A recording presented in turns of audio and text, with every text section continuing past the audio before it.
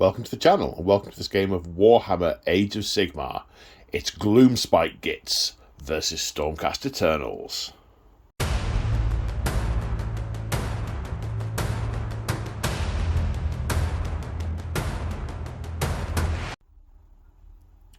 So today on the channel we return to our narrative series, The Siege of Excelsis. This is episode 11.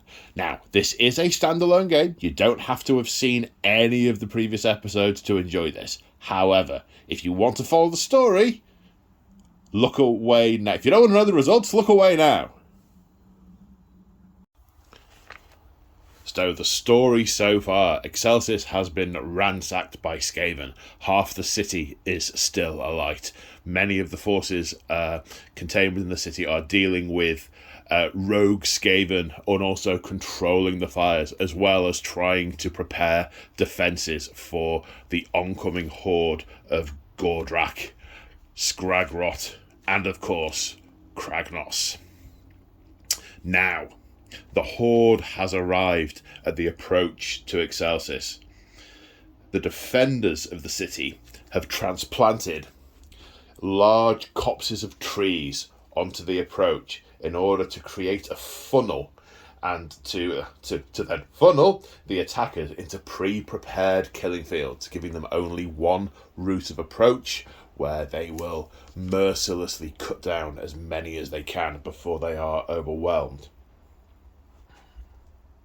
Skragrot has persuaded Gordrak to send in Glog's Trogherd first, as they're too stupid to realise the danger, and they will soak up a lot of the fire. As the horde approached the trap, Lord Castellan Evenblade ordered the city cannons and the defenders on the walls to fire. But of course, the other lines of defenders out by the pre-prepared ambush. But the Trogs have shrugged off much of this fire, regenerating much of the damage and also ignoring their losses.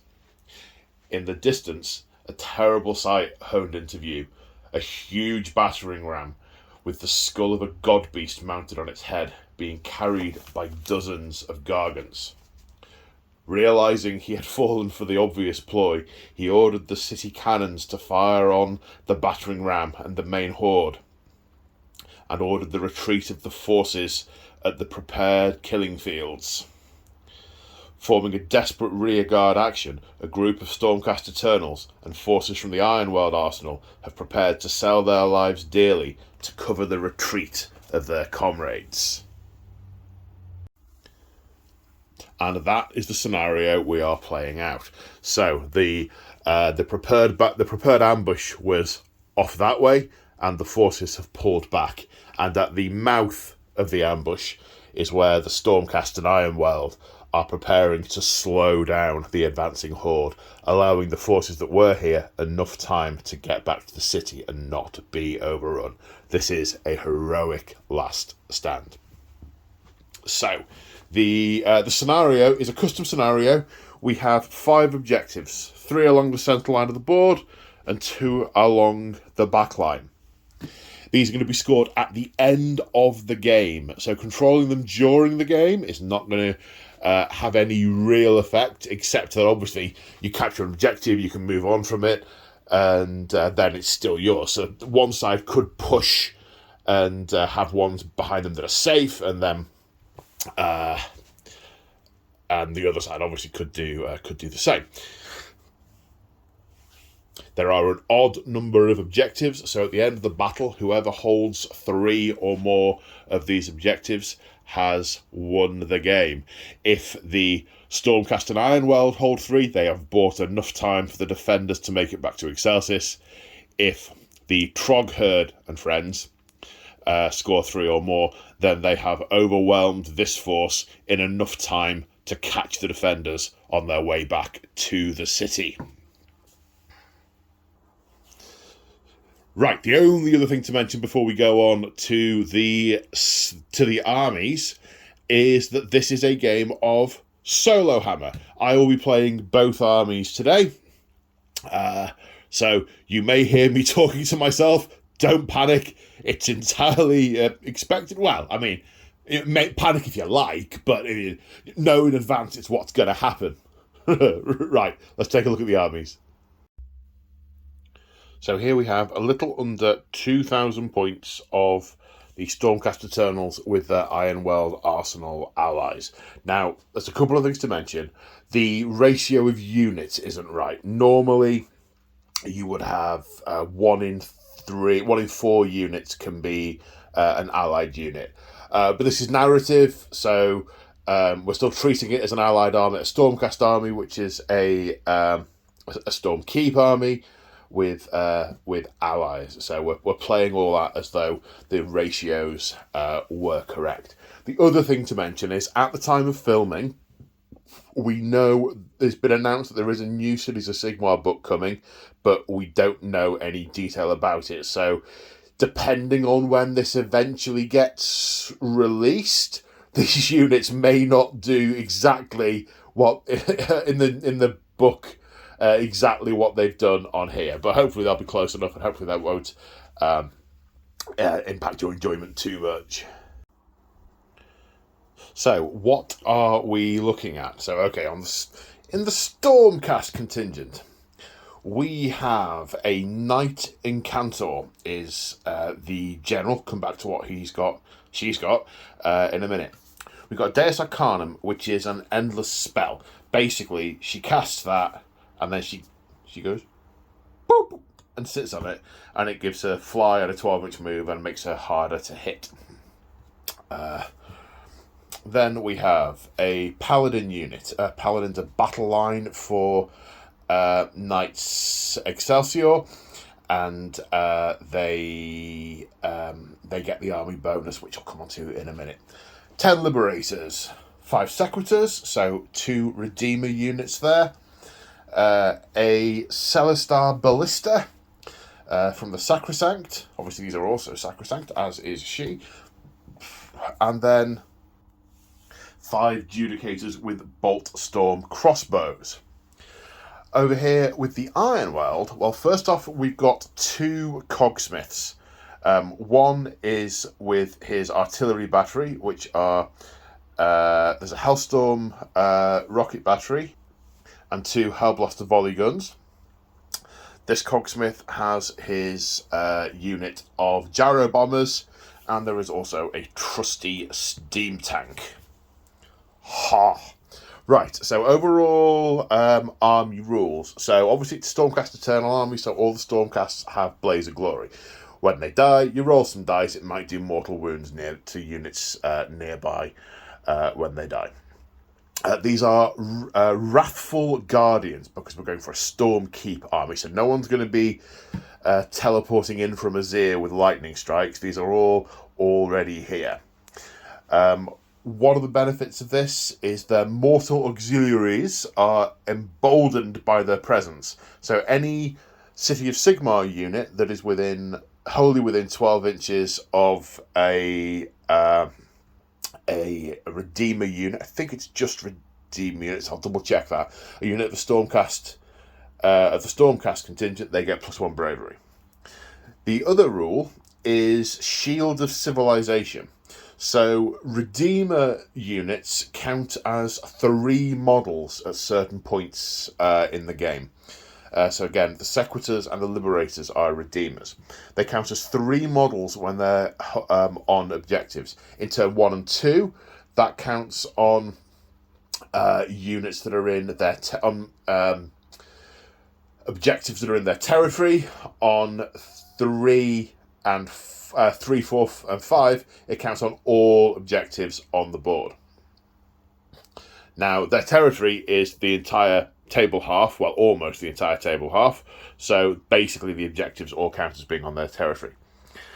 The other part of the Shield of Civilization rule is if an enemy unit finishes a charge within an inch of a Redeemer unit that's on an objective, we roll a dice. On a 3+, they suffer D3 mortal wounds as they send powerful bolts of Azir energy into them as they come charging in, channeled through their heaven-forged weapons. Oh yes, they do. The Knights Excelsior are very paladin-oriented. They're very sort of extremely puritanical and do a lot of purging, a purging of the unclean and unworthy. Their rule is Storm of Annihilation. Once per turn in the fight phase, you pick a paladin unit. There is only one paladin unit, so it will always be these. And then you pick an enemy unit. If the enemy unit outnumbers the paladin unit, which might not happen very often in this game because Trog units are quite small, then they get +1 to hit and +1 to wound. So we will see that if it comes up. The general is the Knight Incantor, and has got all the bling. So her command trait is Staunch Defender.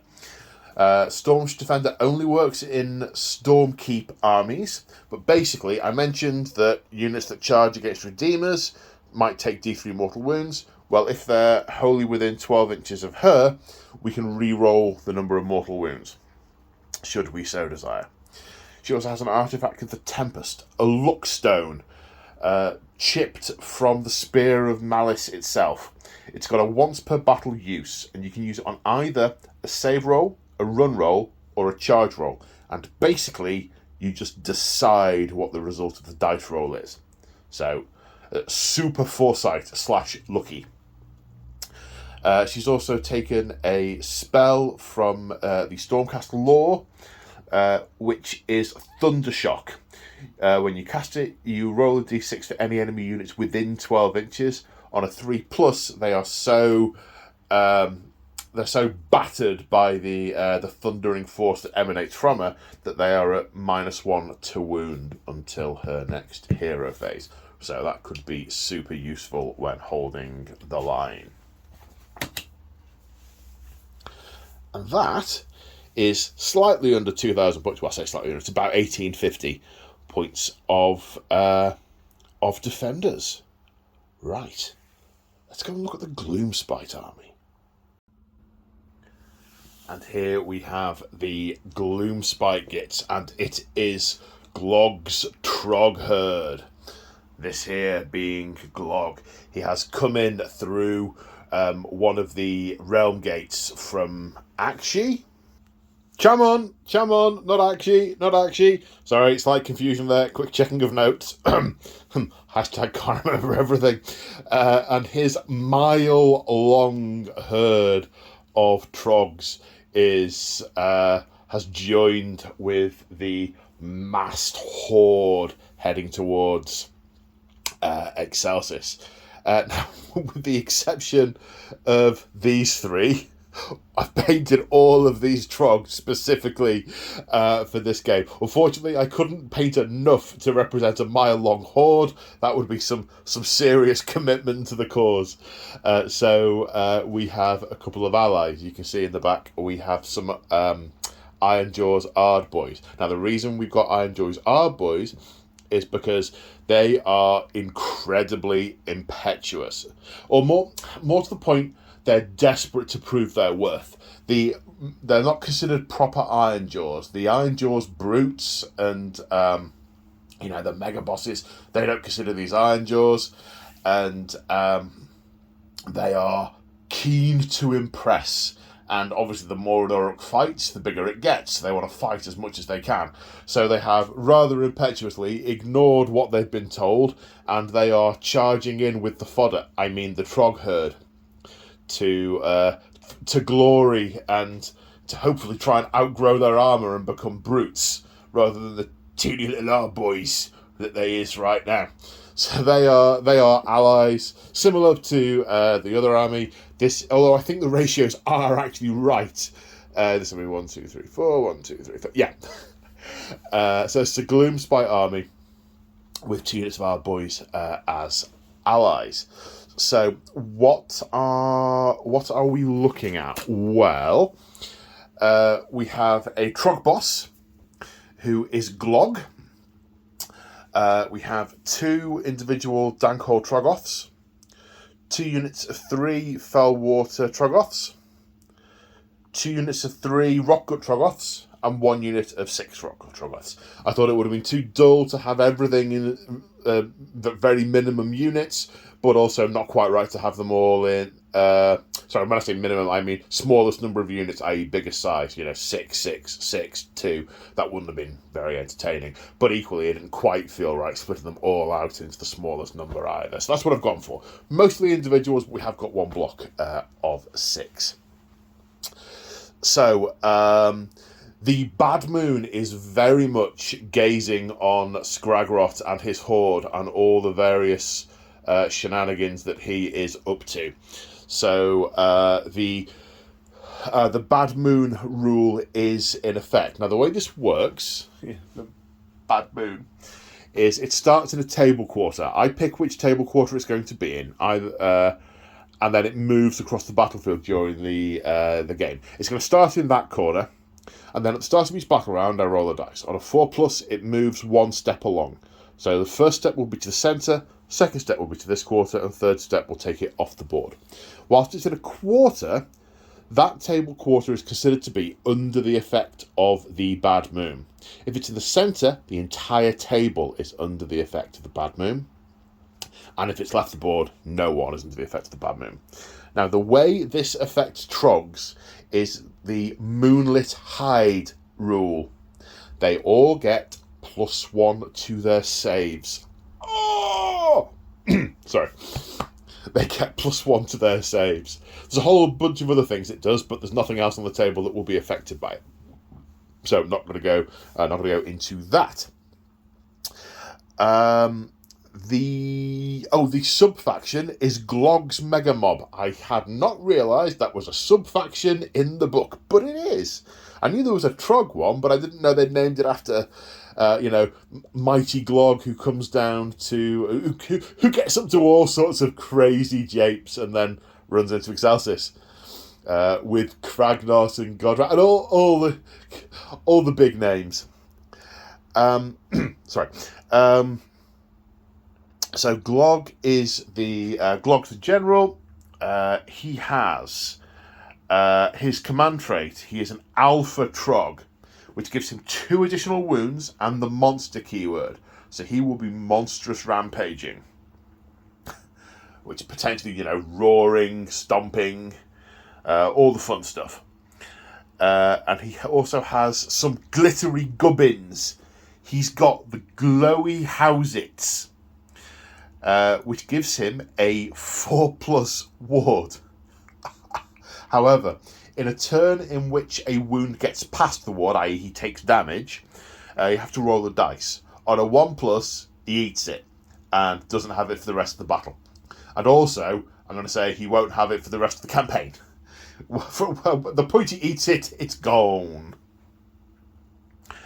And that is all the generic army rules to talk about. There's individual things on units, scrolls, but we'll come to those as and when they come up during the game. Of course, the thing, with the exception of the Ard Boys, who have got unit champions, none of the units have champions. The only person who can issue orders is Glog. The Ard Boys can, but I doubt I'll be spending command points on them because they're just hangers on. They're not here for the Trog herdiness of it all. They're just here for the glory. But we shall see. And I think that's everything. Anything else I've forgotten? I've either... no, yes, there is something I've forgotten. There is a heroic action that Trog bosses can do. So again, it would only be Glog. It's called Wade and Smash. If they're within 3 inches of the enemy, they can use Wade and Smash. They make a 6-inch move or up to a 6-inch move. They must end within 3 inches of the enemy, so they must either get closer or stay in combat. And at the end of that move, all enemy units within 3 inches roll a dice, and on a 2+, they take D3 mortal wounds as he wades and smashes through them all. That is awesome. And of course, with it being a heroic action, I'll check the wording, but in theory that can be used in any hero phase, so not just their own. Glog is going to be he's going to be an interesting cookie for the Stormcast to dunk in their tea. Let's go on to deployment before I say anything else stupid. And here we are after deployment. So the Trog herd is lined up on this side. You'll notice a lack of Ardboys. What I've decided is, because I wanted to feel like the Ardboys are following in the wake of the Trogs, they're going to move on to the table at the end of Trog turn. As part of the movement phase. At the end of the movement phase, they will walk on. So they're definitely going to be behind the Trogs. No real great thought about it. I put Glog and the big unit in the middle, put a dank hold on each side, and then put the other units where they fit on each side as well. There was much more thought required for the thin line of Stormcast defenders with their Iron Weld allies. So the Paladins I have put dead centre at the table. That's where they want to be. That's their jam. Also backed up by the Judicars with the crossbows. Over here on the, left, as from a Gloomspite perspective, it's going to be right when I'm on the other side of the table. We've got all of the Sacrosanct Chamber. We've got the Ballista, the Sequitors, and the Knight Encantor on this flank, and then the big unit of Liberators on that objective over on the right. Then the Iron Weld, we've kind of got them in the backfield here on that objective, and this one, obviously the Steam Tank will trundle forward to do its thing, and then over on the side we've got the Jara bombers with their Cogsmith. And obviously these ones supported by Cogsmith as well. He's kind of doing the in between them, ready to minister to each engine should it require it. So at the start of the game, on the claim objectives stage, the defenders have all the objectives. It is for the Trog herd to push them off. So without further ado, let's go on to Battle Round 1. Okay, so Battle Round 1, priority roll. To keep it simple, I'm just going to say whoever's the highest is going to go first. Because both sides want to go first, so who gets to choose? Stormcast, turn 1. So in the hero phase, both the Knight Arcanum and Glog both generated a command point. Obviously, the Knight Arcanum was being heroically leadershipy. The Glog was just sort of, the other trolls just look up to him just by him being there. The Knight Encantor also summoned the Deus Arcanum. She now has a move of 12, fly, and is -1 to be hit. Right, let's go on to movement. Okay, at the end of the movement phase, the Sequitors repetition slightly. They've moved back a little bit so they don't get entirely charged on the first turn while still covering the objective. Obviously, the artillery pieces have stayed put, as have the Protectors, just steadfast in their scorn. The Steam Tank moves 2d6 with its current wounds and has trundled forward 6 inches. Now you can over-pressurise the boiler on this. It's one of their abilities to give it more move and more attacks with the steam gun, but it's more hazardous to do the more damaged it is. Obviously it's uninjured at the moment, but there is no point in doing it because I'm not moving that far and the steam gun is out of range. Liberators have stayed still, holding that objective, and the Jara bombers, have moved forward so that their rattle guns are in range of that unit of Trogs. The Cogsmith just legging it to keep up with them. I'm knackered! And the unit of Judicars have moved forward to be able to get range on this unit and that unit. Because so I can decide who to fire them at depending on where the other shots go, because this unit is only in range of them. I think part of the key to this is going to be killing whole Trogs, because the amount of times they're going to get to regenerate every hero phase, and if they're under the light of the Bad Moon, Oh, no, sorry, every hero phase and after every fight in the fight phase.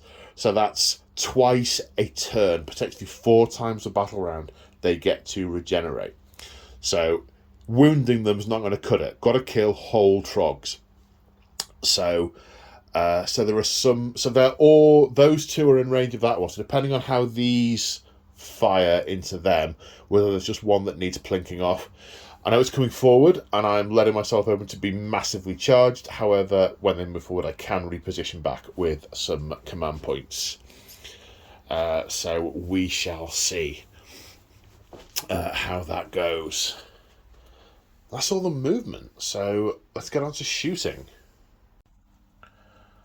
So the Knight Council has a command point that will disappear at the end of this turn, so she's going to use that to issue all-out attack to the Celestar Ballista.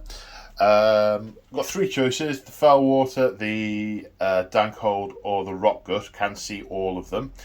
I do want to soften up the Dankhold, but the problem is, if I shoot it now, by the time it gets here, it'll have regenerated all the wounds.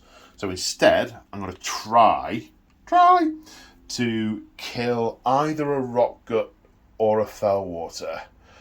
They have 4 wounds each. The Rockgut has a ward save, though, so there's more chance of that surviving and again regenerating before they get here. So I'm going to fire at the Fellwater. All-out attack, 2+ to hit. Hits. 2+ to wound. Wounds. And that's a rend of 3. Now they have a 4+ save, but they are under the light of the bad moon, so will so on a 6+ will save. No, the moonlit hide does not save them. And D6 damage for 3. Okay, I need to try and find another gun to plink a wound off that one. So let's fire the Hellstorm rocket battery at them. These two are out of range, so just the Hellstorm. Range is 36, so I'm just going to double check that. Yes, 34 away, so just about. 3 attacks, hits on 5s. However, if you're firing all the shots at the same target, you get +1. And if you're within 3 inches of a cogsmith, you get to reroll 1s. So hitting on 4s, rerolling 1s. 2 hits. Wounding on 3s, 2 wounds. Rend of 2, so under the moonlit hide, 4 + 1, 3s, -2, back down to 5s. No, neither saves. D3 damage. For 3, 4, 5. That's enough to kill 2. That does 3. Does the 1 damage on the one that was already wounded, and then 4 on another. Kills 2. Well done there, rocket battery. Now the Gyro Bombers are going to fire their rattle guns into this unit of Rockguts. 4 attacks each, hitting on 4s. Oh, that's some good shooting. 5 hits, wounding on 3s. 5 wounds. Rend of 1. They have a 4-up save. They're not under the light of the bad moon. Goes down to a 5. Saves 1. 4 go through. Rockguts naturally have a ward of 5+. Saves 1 of them. So the nearest one takes 3 damage. Next, going to put the steam cannon into the same unit. It has a 30-inch range on its current wound level. 1 shot, hitting on a 4. Hits on a 5. Wounds on a 2 as a cannonball clashes into them. Clashes? Smashes. Wounds on a 2. Rend of 2, so a save on a 6+. No. D6 damage for 1. Ward save of 5+. Yes, is not injured. So, the Stormcast are going to fire in. So, Judicator's firing. First of all, the Thunderbolt crossbow, which is that big one. 2 attacks, hitting on 3s. 2 hits, wounding on 3s. 1 wound. Rend of 2, so a save of 6. No. 2 damage, so 2 wards of 5+. No. 2 damage taken. Kills 1, puts a wound on another. Now, the Boltstorm crossbows. It's 2 attacks each, but 6s to hit counts as 2 hits because of rapid fire. So they're hitting on 3s. So 2 additional hits. So that's 8 shots, 9 hits. Hey! Wounding on 3s. Ooh, that redresses the balance somewhat. No rend, so 2 saves of 4+. Both passed. We have a Trog down. We have a Trog down. Or perhaps I should say, Trog kill. So now we're on to Battle Shock. So Glog's inspiring presence, command point, means that the Fellwater Trogs are not going to run away. Just looked at Glog and oh, I'm not going nowhere. These, however, they have a bravery of 5. They've lost 1. 1 plus 2 is 3. They're good. Time to get some, yeah, or something. Trogs don't sound like that. What does the Trog sound like? I don't know, but it's their turn now. Right, hero phase. So, first things first, heroic actions. Glog is going to inadvertently try and create a command point, which he fails at. The Knight Incantor will intentionally try and get one, which she succeeds at. Obviously, there are no spells. Glog is going to issue Rally to this unit. So, 2 have died on 6s. They will come back. No. I say come back, I mean they'll regenerate from puddles on the floor back to Trogs. But no, they're not knitting back together anywhere like fast enough. So that's the hero phase. Let's move. Okay, so at the end of the movement phase. So hero phase, I forgot to say regeneration kicked in on that Trog, who is now uninjured. So we've had lots of running. And lots of big numbers rolled. These ran an extra 6. The Dankhold ran an extra 6. Now, the Fellwater just moved. The Stormcast used redeploy to try and move back, but only rolled 1 inch. So we are close enough for a charge here. Glog sort of went at the Rockgut Trogs, who sort of feeling energised, have just run forward, basically treating that as an at the double. Glog's followed them up. We had some fairly big runs over here as well. So everything is danger close for turn 2. So it should be interesting. Now, we have got rocks to throw and vomit to spew, but the only ones that are close enough ran, so they're not able to do them. So the only thing we have got is we have this charge from the Fellwater Trogoths. It's a 9-inch charge, and the presence of Trog we're going to call forward to victory if necessary. Basically, I mean, I'm not saying Trog actually sort of gives orders, but this is how we're playing that out. We're treating it from a game mechanic point of view as orders, but obviously, that happens. The other thing, of course, that happened at the end of the movement phase is that the Ard Boys ran on in the wake of the Trogs. This running a paltry inch and a paltry 4 inches. So they're following in the Trogs' wake, and I totally, absolutely didn't forget about them. Not at all. To say that would be a scurrilous interpretation of the truth. So Fellwater Trogs charging. Need a... Did I say 9 or 10? Well, let's see what I roll. Not that. Forward to victory. And definitely that. So they make the charge, but there will be unleashing of hell. So -1 to hit because of unleash hell. So the Thunderbolt crossbow, first of all, hitting on 4s. Both miss. Now the Bolt Storm crossbows, also hitting on 4s. That is 2 hits. The 6 does an extra hit, so only 3 times. Wounding on 3s. 2 wounds, no rend, so 2 saves of 4+. 1 pass, 1 fail. 1 wound is put on the Fellwater Trogoths. So now we come to combat. Obviously, it's the Fellwater Trogoths to go first. Now, they are wholly within 18 inches of Glog, so he can issue them orders because he is the general, and the range for that is 18 inches. He's going to issue all-out attack. Now, he has a special rule. When he issues all-out attack, they gain +1 attack each, as well as the +1 to hit. So they're going up from 4 attacks each with their spike clubs to 5 attacks each with their spike clubs, hitting on 2s rather than 3s. Ow! And faced with such an onslaught, the Judicators will all out defend. So there go all the command points for both sides.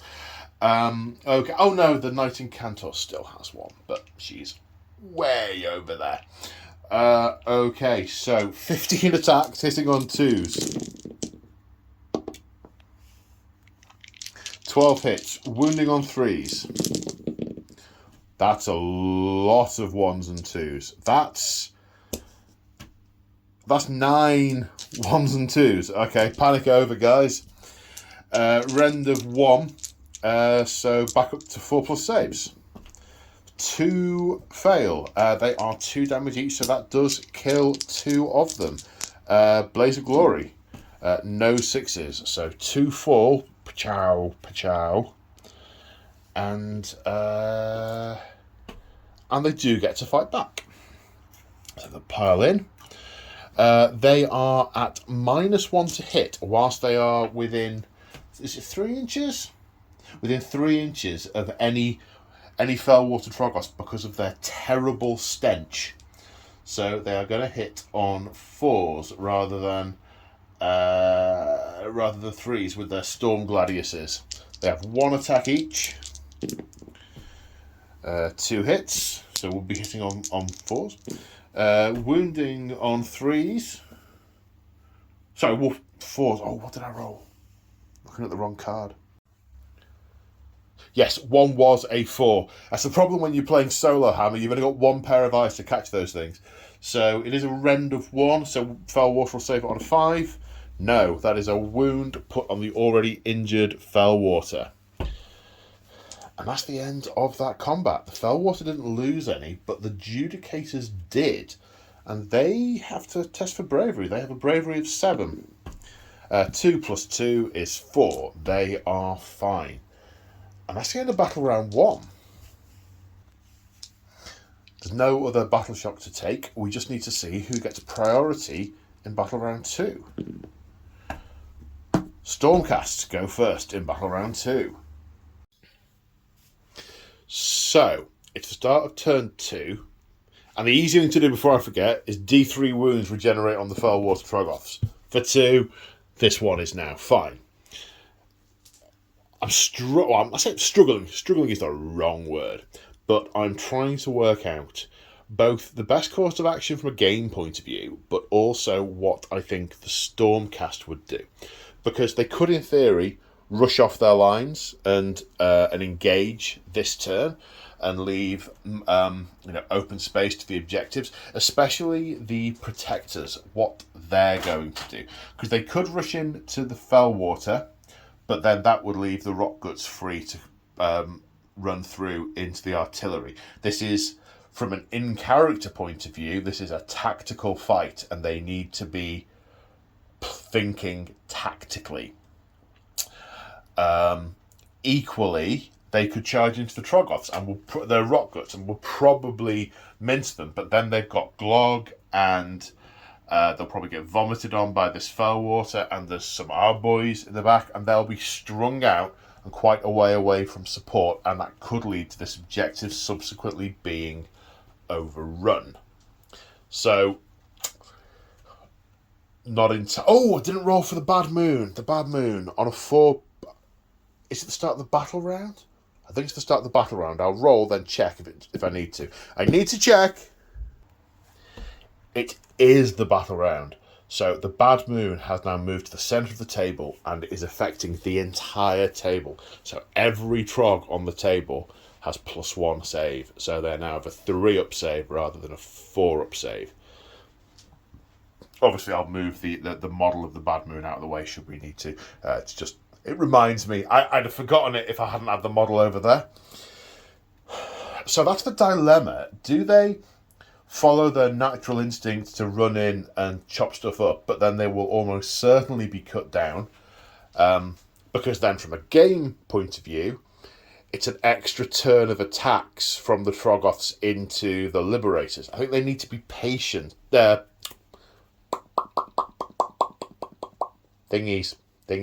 protectors.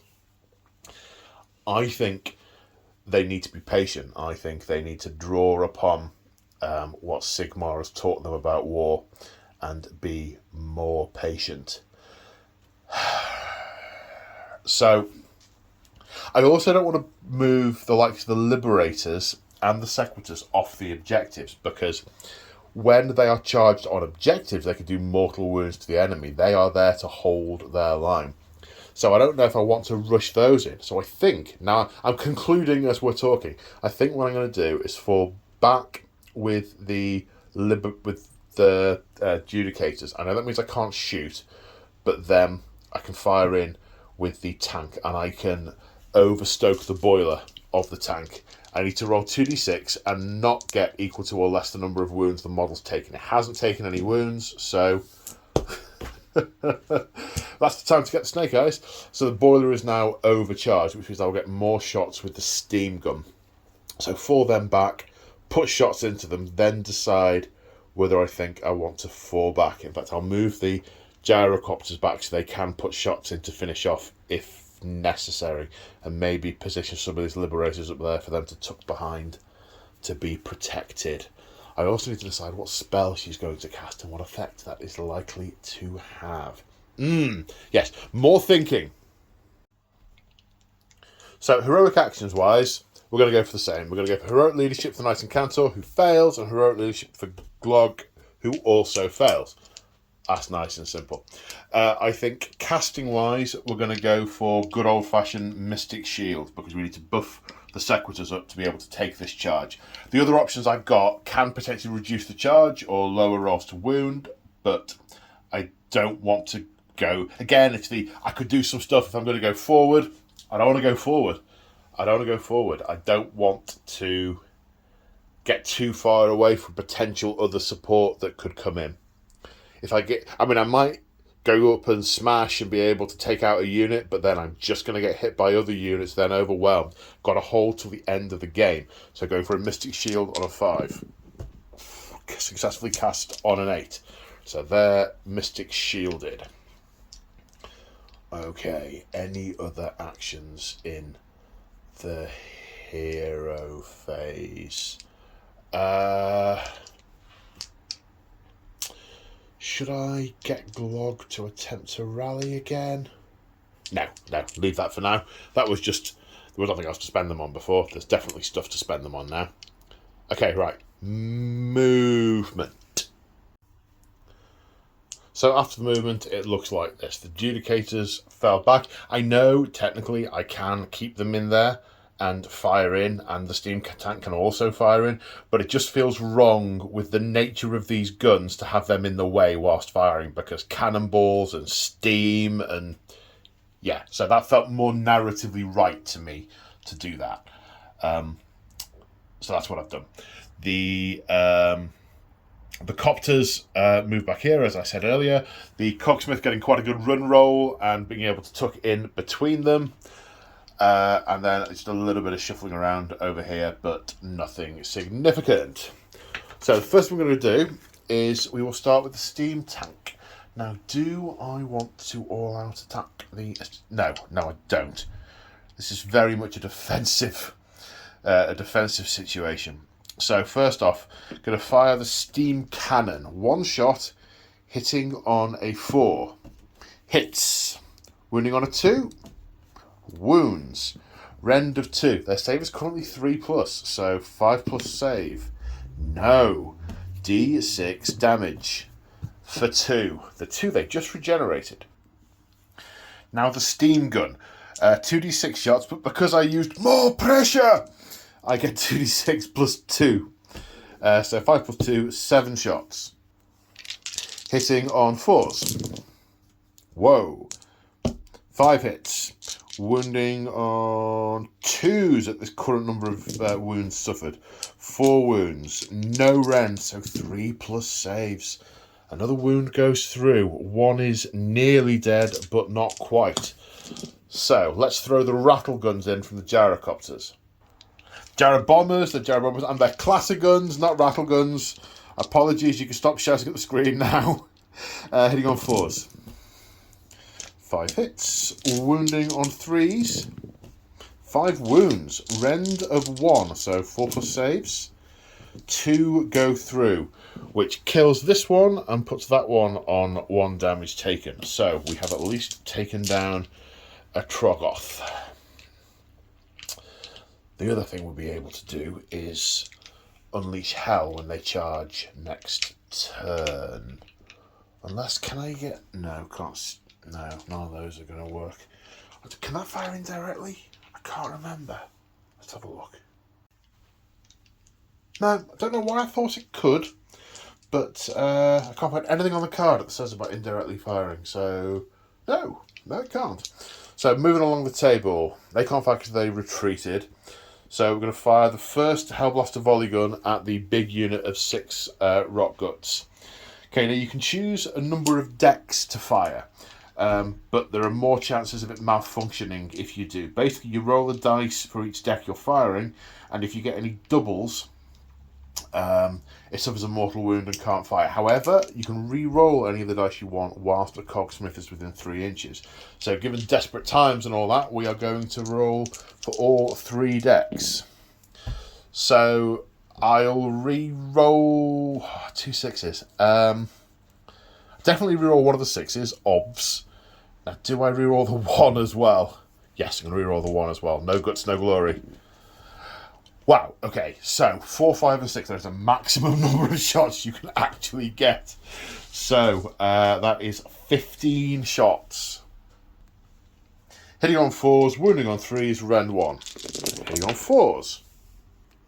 10 hits, wounding on 3s. 6 wounds, rend of 1, 4 plus saves. 4 get through. Rock guts have a 5 plus ward. Makes 1, 3 damage taken. Let's try that again. Second battery, fire! 3d6. Do I re-roll the 1 and the 2 to try and get more? Yes, I do. Okay, I get an extra 1. Hey, I'll take it. 8 shots in total. 5 shots. 8 shots hit on 4s. 6 hits. Wounding on 3s. 1 wound. Saving on a 4 up. Yes. Nothing happens to the remaining... to that injured Trog, who will totally regenerate that next turn. Well, okay, we have the rocket battery with its 3 attacks that are going to hit on 4s. We can re-roll 1s because it's close to the cogsmith. But I re-rolled a 1. 3 plus to wound, rend of 2. Oh, rend of 2, saving on a 5. Yes! Oh, uninjured. Well, not uninjured, non-killed. Oh, I was hoping to take maybe 2. Can he get line of sight to finish one up? No. No, he can't. Ah, well. Right then, let's come along to the Celestar Ballista. We're going to fire rapid fire this time rather than the lightning charged shot, which is 2d6 shots into that unit of rock guts for 9 shots.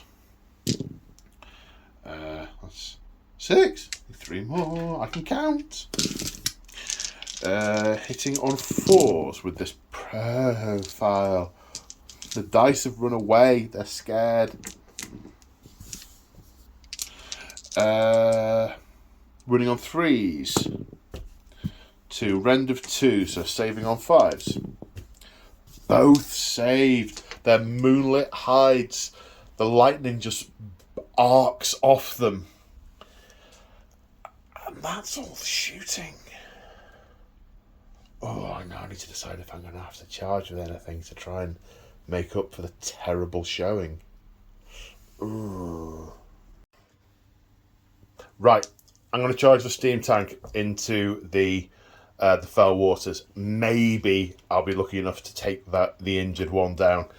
I think I need to effectively sacrifice the steam tank to save against the charge. They need to hold the line, and I can't have... If they get double charged by multiple units coming in, and more to the point, if the Fellwater Troggoths are allowed to vomit on any of these units, that's really bad, because one of the side effects of being vomited on is you can't add bonuses to your saves. They get bonuses to their saves innately. We've got Mystic Shield, we've got All Out Defense. That will basically strip my armor with the acid in the stomach. So, well, out of the stomach. It should be in the stomach. We're quite happy with it being there, but not out of it on us. So I think I'm going to have to put the steam tank in. So it's a 4-inch charge. Okay, now I need to measure because that's less than 4. Yeah, it's a 4-inch charge. I'm going to need to 4 to victory that because that's less bad. The command point spent now is less bad than having the Fell Waters run free. So I need a 4. Thankfully, that is a 4. The steam tank makes it in.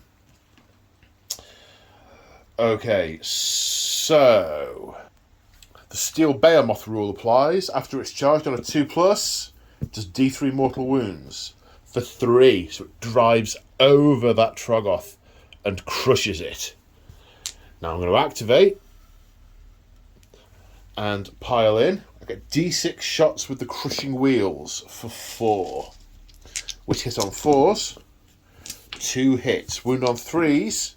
No. Maybe the acid's in the dead Troggoths eaten away.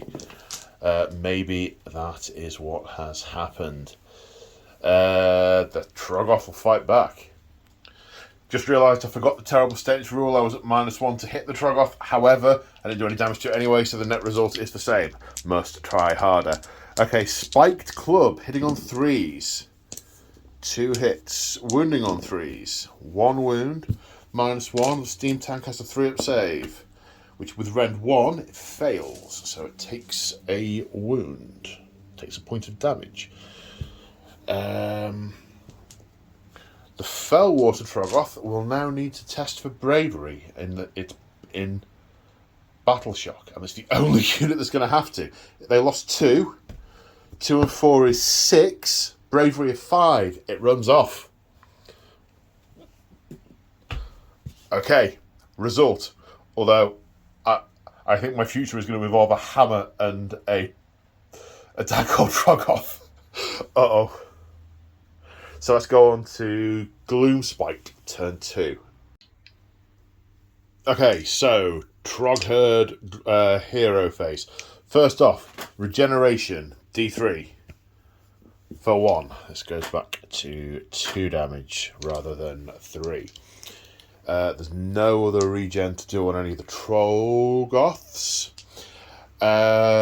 Heroic actions. We'll go for heroic leadership again, kinda. No for Glog, and the Knight in Cantor. Also no. She could have done with that this turn. Now I have got a boatload of command points that have built back up. So I'm going to use Rally on the Fellwater Troggoths again. Because I'm ignoring... I'm not spending command points on the Arb Boys. But it's a Trog herd. It feels wrong doing that. So it's only really Glog who can use them. So I get 1 a phase effectively by the end of the turn. So yeah, Rally. 6s. No. They have been sufficiently electrocuted as to not be... not able to knit themselves back together in anything like enough time. Okay, so that's... Have I forgotten anything? Have I forgotten anything? I think that's everything. Okay, that's it for the hero phase.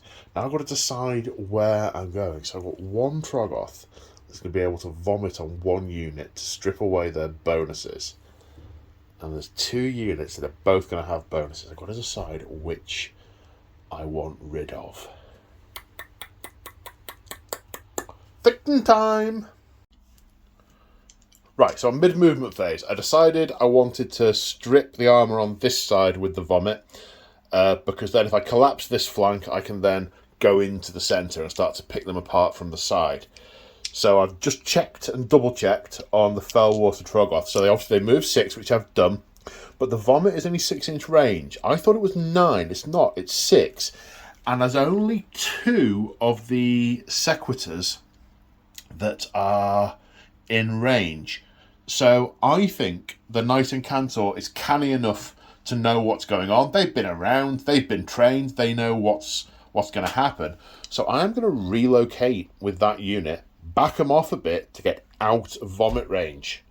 Yeah, that is totally what I'm going to do. They get to move 2 inches, which is going to be enough. And fantastically for the Stormcast, they're out of vomit range. Irritatingly for the Gloomspite, they're out of vomit range. Right, more movement. So at the end of the movement phase, it looks like this. The rock guts around here have plodded around the corner and are about to start picking up some rocks to throw at those liberators. The Dankhold Troggoth here has seen a big shiny object that's going to hit with its hammer. Oh yes. The Arboys have run. These Arboys have run. The big unit of rock guts have walked, are about to throw rocks at those liberators and then charge them. Glog can't get through, but that's alright, no rush. Yeah, I'll get him in a minute. Yeah. The Dankhold Troggoth has moved forward here, and the rock guts were a little bit hampered by the scenery, so haven't got quite as far forward as they would have liked. I wanted to be able to throw rocks at the ballista. I thought it was 12-inch range. It's not, it's 9. So I was like, you threw lightning at me, I'm going to throw rocks back at you. But, you know, they're totally out of range for throwing rocks.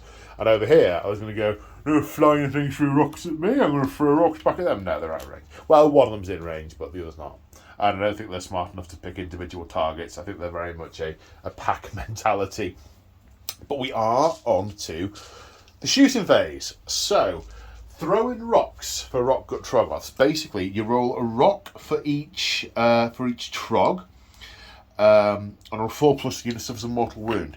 You add 1 to the dice roll if the target unit has 5 or more models. So 2 dice, 3+ mortal wounds to throw rocks at them. No, we missed. They must have been aiming at the gyrocopters still and entirely missed. Okay, and against the protectors, 3+ to do mortal wounds. This could be painful.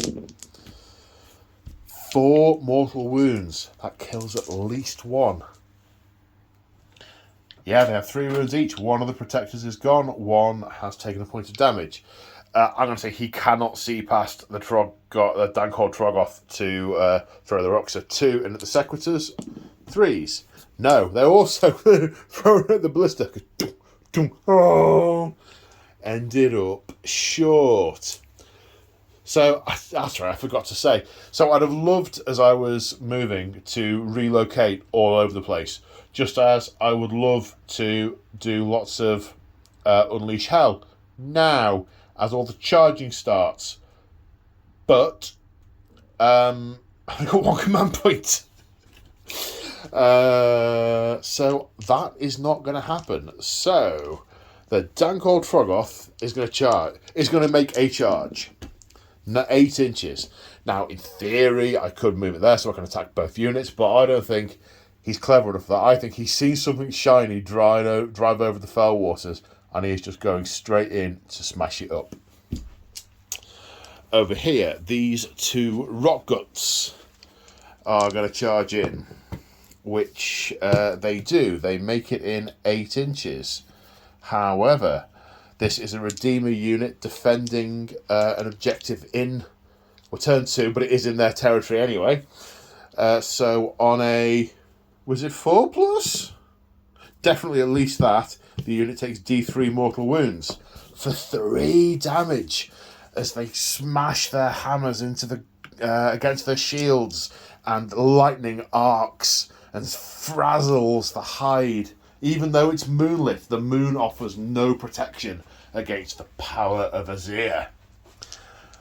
Then this unit in the centre is going to charge 6 inches.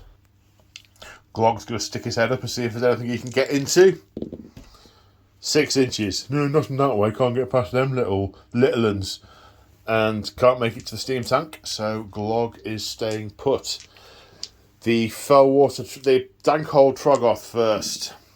5 inches. That's enough. Makes it in. Does he take damage on the way in? Yes, he does. D3 for 2, but that can be re-rolled because the Nice Arcanum's Warlord trait, command ability. Let's re-roll it. Still for 2. At least it wasn't worse. 2 damage. Okay, and the Rotgut Troggoths, are they in? 4. They are not. They are not close enough to Glog to forward to victory, so they don't make it. The Fellwater, 7 inches. That is enough. The Fellwater is in. And has brought the Knights and Cantor into the fight as well, by the looks of things. So that's... but he just charged a unit that was on that objective, so 2. At least check what number it triggers on. No, needs a 3+, so that does not cut it. I just checked to see if her command trait let you reroll the dice to see whether it triggers or not. No, she only lets you reroll the number of mortal wounds. So that didn't happen. So we've got charges across the board. Where to start? Interesting. Right, we're going to start here in the centre with the Rotgut Troggoths into the Protectors. Glog is issuing all-out attack, which means they're going to get a +1 attack and +1 to hit. The Protectors are all-out defending. So they have a 3+ save naturally. They gain an additional 1 if you have at least half the models of the unit have Stormglaives, which they do. With all-out defence, that means they'll have a kind of like a 1-up save. So against the Rend of the Massive Stone Mauls, which is 2, they'll be saving on 3-ups. But the Massive Stone Mauls, they have 3 attacks each. That's going to be 18 attacks coming in from the Troggoths. 18 attacks with all that attack, hitting on 2s. So 17 hits. It's not looking good for the Stormcast. Wounding. The Stormcast's ability. Well, we'll get to that in a minute. I was just thinking their ability, if they're outnumbered, I'm like, it's the only unit that can outnumber them. But that's when they're attacking back, if they get that far. Wounding on 3s.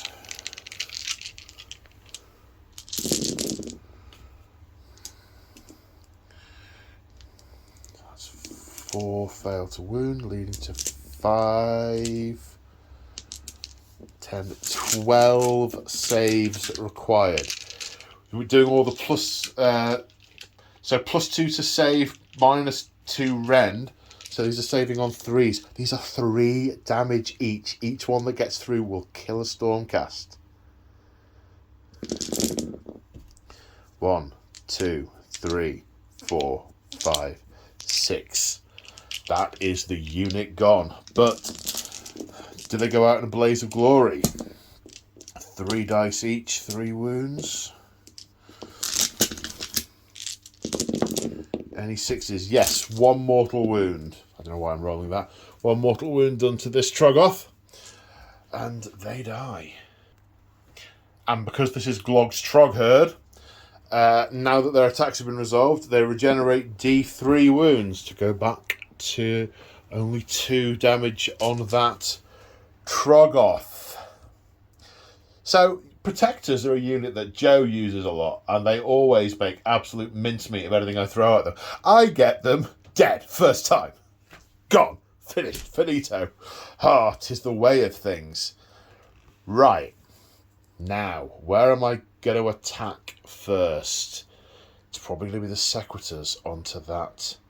I need to read a few things.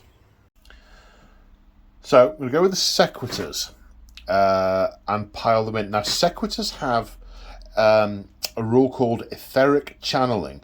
So, in each combat phase, they can choose whether to be offensive or defensive. Now, I had assumed I was going to be defensive, which gives them a 5+ ward save. They don't have to make a test or anything for it, it just happens. But the Dankhold Troggoth has a 10 wounds in its profile. It's taken 2 damage. Maybe I can bring it down before it gets to strike. I mean, if it gets to strike, the unit's gone. I mean, just plain gone. But maybe, just maybe, we can pile in and kill it. Oh, just realised I forgot something. The Dankhold Troggoths have squiggly beast followers. At the start of the combat phase, you roll a dice if there are any enemy units within 3 inches. If the roll is equal to or greater than the number of models in that unit, it suffers a mortal wound, as they are accompanied by a horde of small skittering cave creatures that look to them for protection. So I guess it's easier if it's a small unit. I guess that means that they all swarm over the same one, whereas if it's a bigger unit, they sort of get picked off individually. So on a 5 or 6, the Sequitors take a mortal wound, which they don't. On a 1, 2 or 3, or 4 or 5 or 6, the Steam Tank takes a mortal wound, as all sorts of gribbly creatures flow off the Dankhold Troggoth and into the air slits and the vision slits and start to claw at the crew inside or get jammed in the machinery. So now the Sequitors. We've got 3 different weapons in there. We've got Sacrosanct Weapons and we've got Sacrosanct Great Maces. There are 2 with Sacrosanct Weapons, so I'll do those first. If I had a command point, I'd all out attack, but I don't. So it's 3s to hit, 3s to wound, and -1 rend. 3s to hit, 3 hit, 4 hits, sorry. 3 wounds, -1. Dankhold Troggoths have a 4+ save, but because it is under the light of the bad moon, it's 3, so back to 4s. 2 damage taken. I'm going to get his wound token and put it here. So he's on 4 damage taken out of 10 so far. Right, we have 2 Great Maces, but the champion who has an extra attack also has a Great Mace. Does the Dankhold Troggoth have a ward? No, it's only Rockgut Troggoths that have got the ward. Okay, so 7 attacks, hitting on 3s. That's 4 hits. Wounding on 3s. 1 wound. Rend of 1, saving on a 4. Makes it. Ah well, it was worth a try. It was a valiant effort. But he's going to swing his big stick in a minute. 1 minute, I missed one of the 6s to hit because of the etheric channeling, which then wounded and wasn't saved for another 2 damage. Takes it to 6 taken. I mean, it's not enough, but, you know, I used it, so, yeah.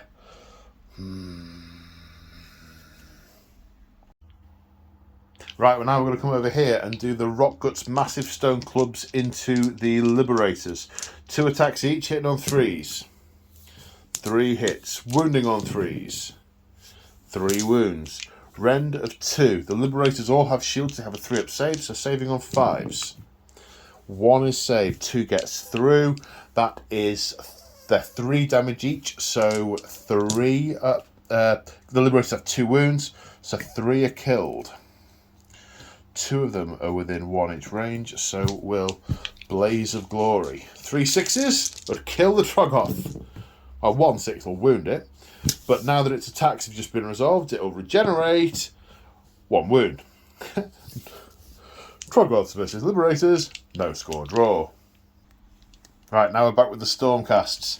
I've activated the Knight Incantor, who has piled in. I wish her staff had a 2-inch range on it, because I could try and have a go at the Dankhold, but it is a 1-inch range, so I'm going to try and see if I can kill the Fellwater, because that hasn't attacked yet. 3 attacks hitting on 3s. 2 hits. Wounding on 3s. 2 wounds. Rend -1, so 4 plus base, +1 for Bad Moon, -1 for the Rend, 4s. Pass 1, fail 1. 2 damage. It lives. Right, where to go next for the Troggoths? Well, the only one who's got an opponent that hasn't fought is against the Steam Tank. So I think the Dankhold Troggoth will whack the tin can with its massive mallet. I think it's deliciously ironic that the club it's hitting the Iron Weld tank is made out of a piece of Dawadin architecture. Stonework, yes. Delicious irony. The Dankhold Troggoth has 4 attacks, hitting on 3s. 3 hits. Wounding on 2s, because that is a massive club. Rend of 2. The Steam Tank has a 3-up save, so saves on 5s. Makes 1. It does 3 plus D3 damage for 4 damage. It has not destroyed the Steam Tank. How interesting. Right, now, where to fight back with Stormcasts? And the Liberators surge forward, 3 of them getting in range to attack the Troggoths. 2 attacks each with their Heavens-wrought weapons. Okay, that's 5 6s. I mean, 6s don't do anything. Could I use that over there? You're listening, Sigmar. So that's 5 hits. Wounding on 4s. 2 wounds. Render 1, +1, -1. Saves of 4 plus. 1 pass, 1 fail. Back down to 2 wounds taken. Right. Trog turn. Right, now we'll go with the Dankhold Troggoth with his stalactite on a stick. His colossal boulder club. 4 attacks, hitting on 3s. Hits twice, wounding on 2s. 1 wound only. Right, it's Rend of 2. They've got a 4-up save naturally. Let me check that. I'm doubting myself now. Yeah, 4-up save naturally. But +1 because they still have Mystic Shield upon them. So they're 3 plus. -2, save for 5 plus. OMG! They have actually saved it. The hammer smashes into the Sigmarite, rings like a bell, sends the Sequitur flying, but he stands straight up and charges back into the fray. What a legend. And I just realised I forgot the -1 to hit for the stench of that Troggoth. Well, I mean, if they'd murdered everything there, I'd go back and check, but we've moved on quite a bit now, so I'll try and catch that in a bit. The Judicators have piled in to the Rockgut Troggoths because they were tagged within 3 inches. 1 attack each. Oh, the Prime. Does the Prime get an extra shot or an extra attack? Get an extra shot. I didn't count that earlier. Oops. But we got 1 on 2 damage. So if both of these go through, we can kill a Trog. Which, you know, it's killing whole Trog that's important. That's why that's a bit of a terrible result over there. Oh, hang on. Forgot. He regenerates after Glog's Trog, because of Glog's Trog herd after he fought. She regenerates 3 damage. He's only taken 3. Right, sorry, back in the room. 2 attacks here, hitting on 3s. 1. Wounding on 3. No. Nothing happened there. They're very much shooty Stormcasts rather than stabby Stormcasts. Now we'll have the Fellwater Troggoth attacking here. He's just been stabbed by this thing, so it's going to try and hit it back. The Knight Encounter is -1 to hit because it's on that dais. It's zipping around all over the place. So with the Spiked Club, we are now going to hit on 4s. 1 hit, wounding on 3s. Yes. Rend of 1. She has a 3 plus save and 5s. Cut it. She is uninjured. I think the only attack now for the Stormcast is the Steam Tank. It attacks D6 times. Hits on 4s.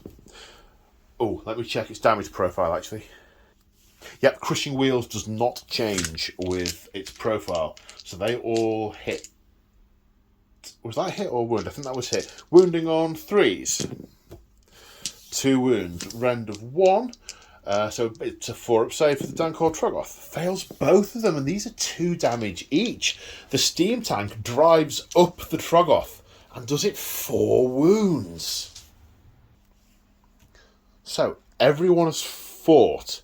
There is some end of the combat phase stuff though. The Dankhold Troggoths both have Crushing Grip. So you roll a d6, and if you equal or beat the wounds characteristic of the unit, you kill one of them by just basically picking it up and squashing it. Which it does. One of these is picked up, oops, and squashed. But does it die in a blaze of glory? Yeah, does a mortal wound back to the Troggoth. Yeah, oh, spiky! As it gets electrocuted, having crushed a Sequitur to death. No need to roll against a steam tank, can't physically do it.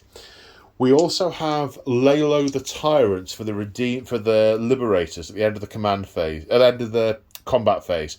On a 4+, they'll do mortal wounds to the Troggoths. That's a 4+ for 3 mortal wounds. Troggoths have a What's that blue dice doing in there? The Troggoths have a ward save of 5+. Does it regenerate? Resist any of them? No. So that is enough to kill that one. And put a point of damage on that one. Now, so... oops. So we come to Battle Shock. The Sequitors lost 1, but their bravery is 7, so they can't fail. Then we come all the way over here to these two. So the Troggoths lost 1. The bravery is 5. 1 + 3, he is fine. The Liberators lost 3. 3 + 4 is 7. Their bravery is 7. They hold fast. Now, each of these counts... objective control. Each of these counts as 3 models, so very much control that objective for the Stormcasts. Over here on the right, the same is true of the Sequitors. They count as 3 each. That's 12, 13 plus the Knight. 7 for the Dankhold. He counts as 5. We'll check that in a sec. And the Fellwater counts as 2. So that's 7. Either way, it's definitely enough. However, here in the centre, the Rockgut Troggoths definitely outnumber. And so this objective switches to the Troggoths. So, we're now at the start of Battle Round 3, and we need to roll for priority. The Stormcasts win, and they are going first. Oh, we also need to roll to see if the Bad Moon moves. On a 4+, it does. It does not. It stays in the centre of the table, giving all the Trogs an extra point of save. So, heroic actions. The Knight Encounter, it's her finest hour, because I got a distinct impression she's going to be hit in the face with a mallet in a minute. So wants the extra +1 save. Also, give her a bit of extra punch in combat. Glog is just going to inadvertently try and generate a command point, which he does. So he's got 4 now.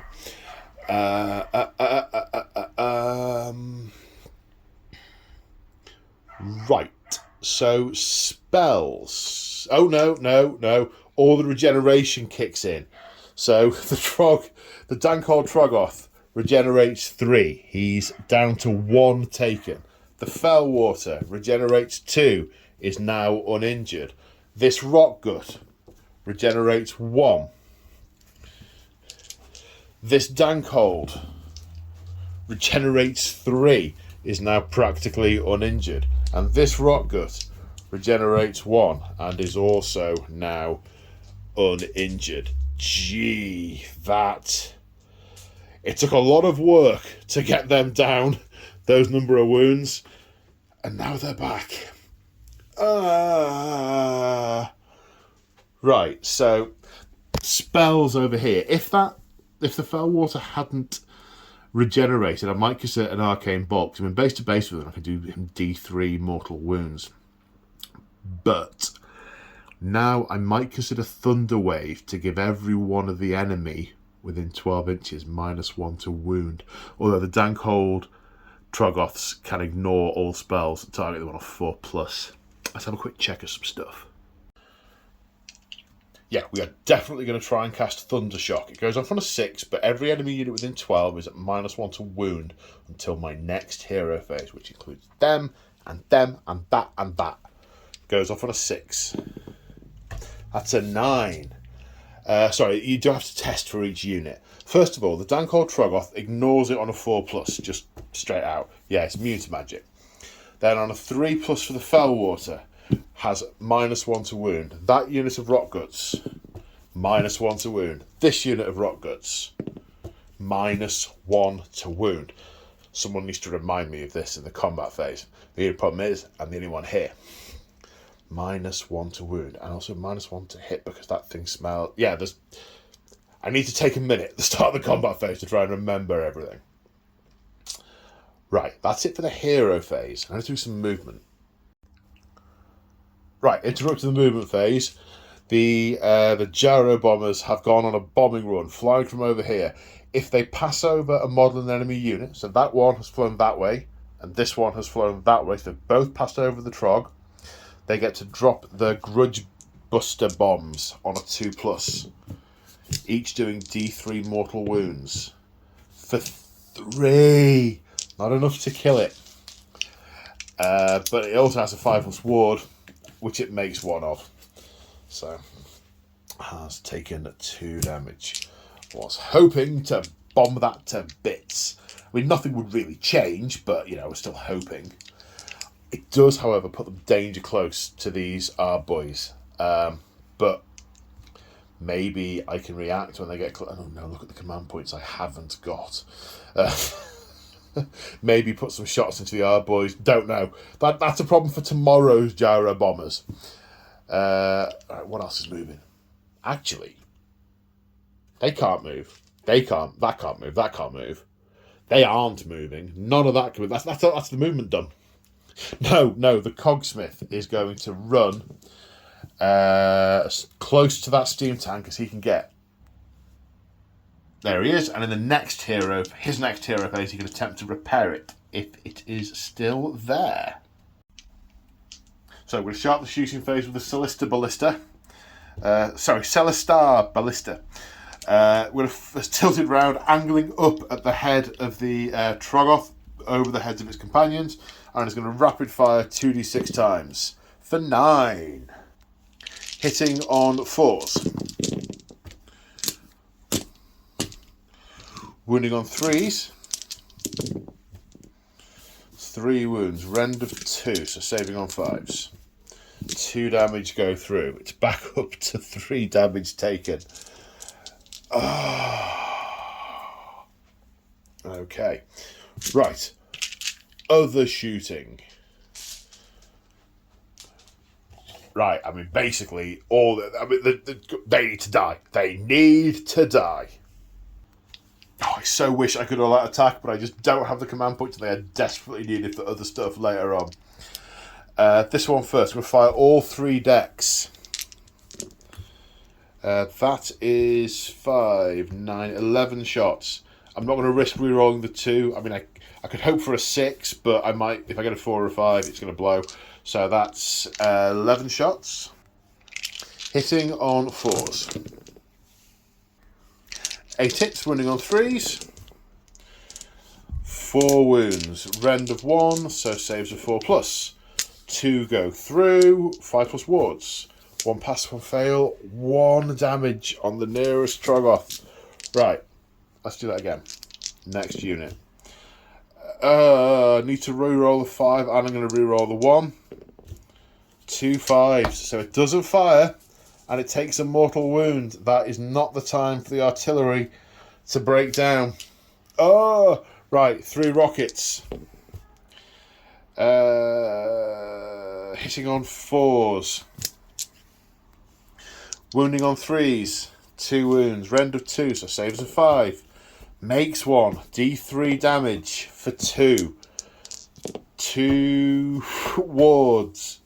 It makes 1, which means it's taken 3 damage. Didn't get to kill 1. Didn't get to kill 1. Oh, the Cogsmith has a gun. The Grudge Raker has D3 attacks for 1. Hitting on a 3. Misses. Fair enough. Obviously distracted and distressed at the fact that his mechanisms have just blown up. Right, now the Judicators into the same unit. The Thunderbolt Crossbow, hitting on 3s. 1 hit. Wounding on a 3. Rend of 2. So it fails. Saving on a 5+, so it fails. 2 damage. Wards. No. Technically it has to kill this one. So that's 1. That one's dead, and then the next wound I'll put up on this guy up here. Then 5 5 shots with Boltstorm crossbows. No 6s, so no additional hits. Then 3s to wound, or wound. No Ren, so 3s to save. 1 gets through. Ward. None get through, or at least the lightning bolt scorches a big hole in it that then just seals itself back up. Not gonna lie, the defenders wanted that to be better.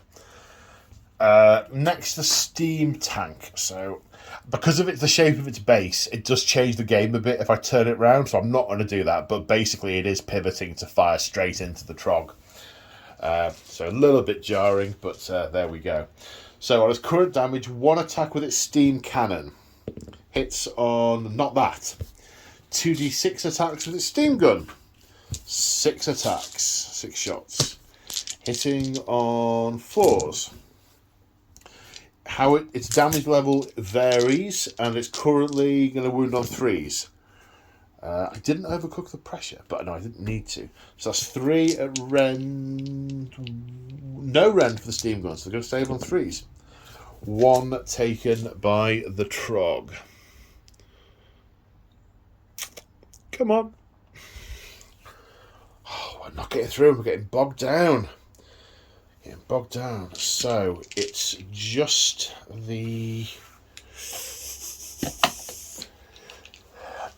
guys to do now. So I think the bombers need to try and kill that, because if they can kill that, the liberators can charge the Dankhold, and there is at least some chance of bringing it down. Yes, we'll get countercharged by the Aurochs, but we might still be on the objective, so we get extra mortal wounds. And if we preserve the steam tank, yeah, we might need that in a minute. So, okay, yeah, the Jara bombers are going to ignore that. But then I guess it gives the other guy choices, because then either the boys can come over here and try and attack the planes that can then just fly away if they don't get killed, or go into the melee in the middle. So, yeah, they're going to...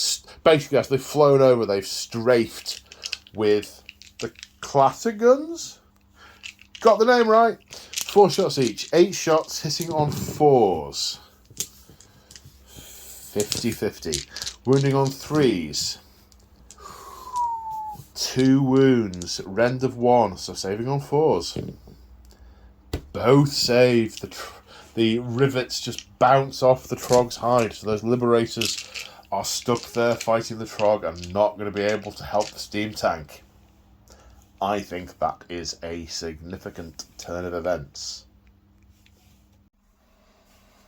So now we come to the fight phase, and this is Operation Kill the Dankhold Troggoth over here on this flank.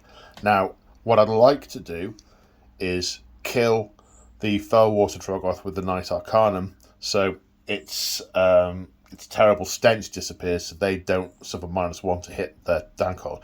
But if Gloomspite guy gets a go before they've fought, he's definitely activating that.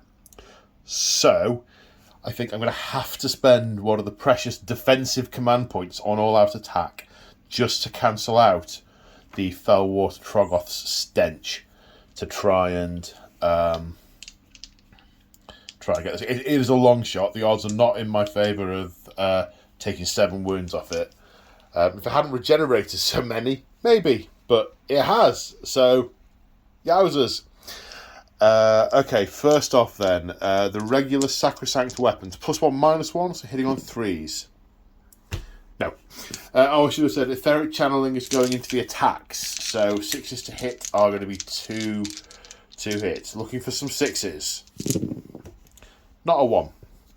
Okay, so... but 5 hits nonetheless. Wounding on 3s. 3 wounds. Rend of 1, so saving on a 4. Saves 2 of them. 2 damage go through. Oh. Right, Gloomspite land. I think I'll attack with that Rockgut Troggoth over there before he gets murdered by Liberators. 2 attacks, hitting on 3s. 1 hit. Wounding on a 3. Fails to wound. And I just realised, because one of the sequitors died, there's a gap. So, if you ignore the vomit coming out of the Troggoth, I can get into that gap. If we change the angle of the Troggoth slightly, just because of its reach over its base, and I can get close enough to the Dankhold to attack it. And it's my finest hour. But, geez, it smells. 3 attacks. Now hitting on 4s because of the stench. Look at that. 2 3s. The stench did it. Wounding on a 2 because of my finest hour. Rend of 1, saving on a 4. Doesn't save. 2 damage. It's taken 7. So close, but yet so far, so very, very far. Right, Trog turn. I think the Dankhold Troggoth is going to hit the steam tank. And Glog is going to tell him to all-out attack. We're going to go on, clubber it. Which gives me an extra attack and +1 to hit. So instead of 4 attacks hitting on 3s, it's 5 attacks hitting on 2s. There you go. There's two hits that wouldn't have been hits. 4s. Wounding on 2s. 4 wounds. Rend of 2. So 5's up. Steam Tank has a save of 3, so saving on 5s. Make 2. But each one is 3 plus D3, so it's 6, 7, 8, 9, 10, 11. Which takes it up to 13 damage. The steam tank has 12 wounds. The steam tank is gone. Yeah, sucks to be you, little fella. Yeah. Okay, so I'm going to see it. It's mathematically possible for these 3 Judicators to kill that Troggoth in front of them with 3 attacks. It's mathematically possible. It's no longer possible. Wounding on 4s. 1. Save of a 4. Yes. Oh. Right. Coming back over here, I think. Oh no! Oh dear! I've just realised with piling in, I've given a greater frontage for them to pile in and attack. Oh no! So I'm going to resolve this now. 4 of them have managed to get in. Hitting on 3s with their massive stone mauls. 6 hits. Wounding on 3s. 4 wounds. Rend of 2. So these are saves of 6+. None of which are made. 3 damage each. 12 damage. There's only 6 wounds left in the unit. But they will a blaze of glory as their souls speed back to Azir. Yeah, 1 mortal wound, which is not ward saved. Where have I put the wound dice? Oh, have I pocketed it?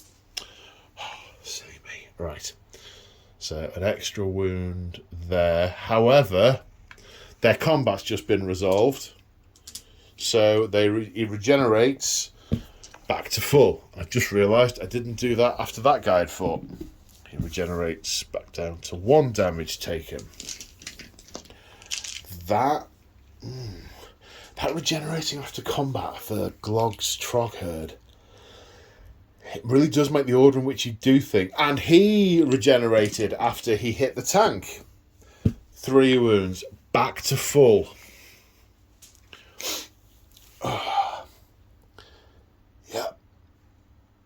Yep, that hurts. Okay, right. Another Stormcast turn. I think it's just this one. So after piling in, 8 attacks with the Liberators. 3s to hit, 4s to wound. 4 hits. 4s to wound. So can't kill it now. 2 Ren -1, so saves of 4+. 1 pass, 1 fail. Ward save of 5? No. Hers back down to 2 damage taken.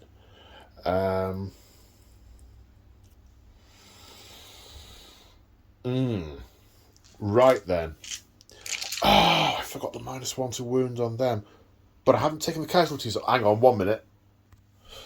Sorry, there was a slight continuity error there. Did you spot it? But they so overkilled that unit, I'm sure it wouldn't have made a difference. But coming back to over here, so we have got 4 attacks against the 4 attacks with the Dankhold Troggoth against the Sequitors. The Sequitors, of course, are no longer Mystic Shielded. Hitting on 3s. 3 hits. Wounding. It's -1 to wound because of the Thunder Shock that was used earlier. So it's only going to wound on 3s. That negates that one. It's a rend of 2, so we're going to save on 6s. No, D3 plus 3 damage each.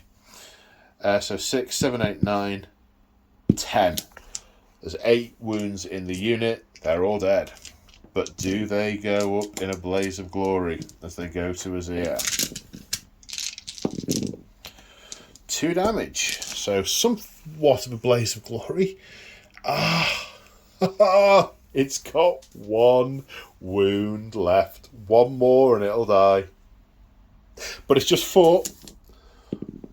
So it regenerates 1. Back down to 8. God, the admin of running a Trog herd. Gee whiz. So the last thing to fight is the Fell Water Troggoth. It has 4 attacks, hitting on 3s. However, it's -1 because the Night Encounter is on a Deus Arcanum. So hitting on 4s. 3 hits. It's -1 to wound because of the spell. So it's going to wound on 4s. Wounds once. Rend of 1. Will save on a 5. Or is it a 4? No, a 4 is a pass. He has a base save of 3+. So no damage done there. I wonder if she's going to be able to plink down the...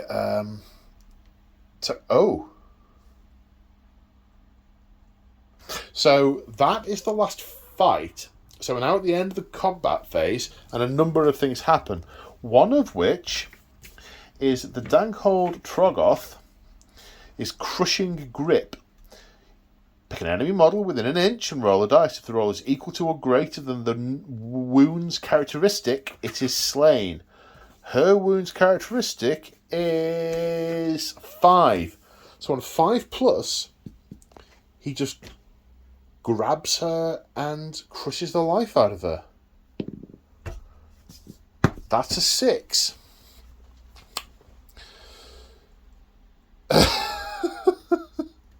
Crushing Grip.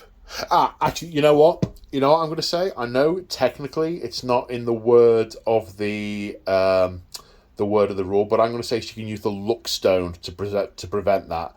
Because it's a damaging effect. It will kind of be a save. I know technically it isn't, but I think narratively speaking, using her Luckstone to prevent being gripped and crushed, I think that kind of works. So that their artifact of the heavens has been spent, but she has not died.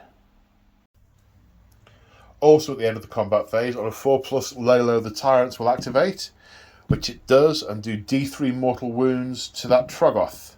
For 3, has a ward save of 5+, doesn't make any of them, but the Troggoth is slain. So at the end of the turn, there is no battle shock because every unit that was injured is dead. So no battle shock to take. The Liberators are holding on to that objective. This one hasn't changed hands. However, this objective here is now definitely overrun with Trogs. So there are 3 more turns from the Trog herd to try and acquire 1 more objective. Yeah, I gotta say, it's not looking good for the Stormcast. It's really not. Gloomspite, turn 3. So start the hero phase. Regenerations. There's only 1 wounded Trog on the table, and that is the Dankhold.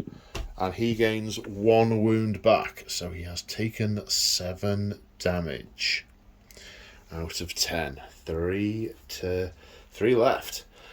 It's heroic action time. Glog will just try and get another command point, which he gets and has no use for. I mean, he's got like 5. He can do one every time this turn. Every single time. She'll try and get one as well, which she does. Okay, so a few more options there. A few defensive options. Potential defensive options, anyway. Heroic actions done. No spells or anything. Yep. Movement. So at the end of the movement phase, these Rockgut Troggoths are approaching the Celestar Ballista, intent on smashing it up. In the centre, the big mob of Rockguts have seen something little with a beard that they're going to go and throw rocks at and then smash it with big sticks. And the big one's going to go and smash up all the shiny stuff. Yeah. The R-boys made their way to the gyrocopters, who have repositioned. Not a massive reposition, but might be enough to prevent the charge. It's only a 3-inch. In the centre, Glog is just plodding forward, and some R-boys are running, but not very fast, in his wake. And that is the movement. We have shooting. This unit of rock guts are going to throw rocks at the ballista. On 4s, the ballista takes mortal wounds. So the ballista takes a point of damage. Boop. The Fellwater Troggoth is going to attempt its Noxious Vomit onto the Knight Arcanum. She is -1 to hit because she is on... Sorry, Knight Incantor, because she's on the Deus Arcanum. That's why I'm getting confused. Would hit on a 2, but -1 means that does not hit. And then over here we have 5 rocks being thrown at the Dwarven Cogsmith. 2 hits, 2 mortal wounds taken. He stands there defiantly with his axe, going, "I'll have you, come on!" And that's all the shooting. So it must be charge time. Okay, the Rockgut Troggoths are going to charge. They make it in on a 7. Glog's going to charge. He needs a 9 to get close to anything. 4 to victory. That's an 8. Not close enough. It's a 3-inch charge into the Cogsmith for the Rockguts. Oh, I saw the 1. They make it in. 5-inch. The Dankhold Troggoth needs a 3. Makes it. But does their lightning trigger on a 3+? It does, for D3 mortal wounds. For 3 mortal wounds. As they smash their hammers into their shields, and lightning arcs up and scorches the Troggoth. I haven't measured to see how far the R-boys need to go. More than that, they fail. The reposition has saved the Gyro Bombers. Right. Now, there's at the start of the combat phase stuff. Right, first off, Squiggly Beast Followers. Needs to roll a 7 on a d6 to wound the Liberators. Can't wound the Liberators. No need to roll. Needs to roll a 1 or more to wound the Knight Incantor. No need to roll. Can't fail. Knight Incantor takes a mortal wound. Right, I've got to decide where I want to start. It's a choice between the 2 Dankhold Troggoths, because either one could get panel beaten, because he's only got 3 wounds left, and the Knight Incantor can put out 6 damage. He's got 7 wounds left, but there's 7 Liberators there, so I think we're quite safe to say that the Cogsmith's going to get killed. So